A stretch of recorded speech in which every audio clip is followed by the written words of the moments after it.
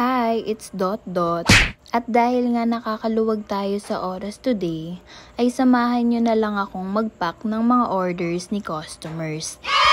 Umorder si customer ng 2 packs of 90 grams sour belts, 1 pack ng 180 grams adobong mani, 1 pack of 100 gram gummy worm, 2 packs of 160 grams sunflower seeds, at 1 pack of 160 grams pop beans. At dahil nga paulan-ulan ngayon, ay gumamit na lamang ako ng Ziploc plastic bag para mas secured at safe yung mga in-order ni customer.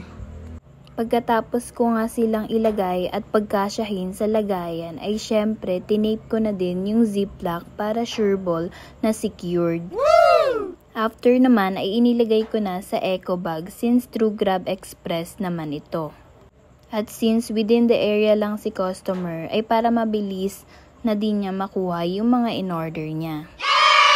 I am grateful and thankful kay Lord kasi kahit hindi maganda ang panahon ay may benta pa din ako.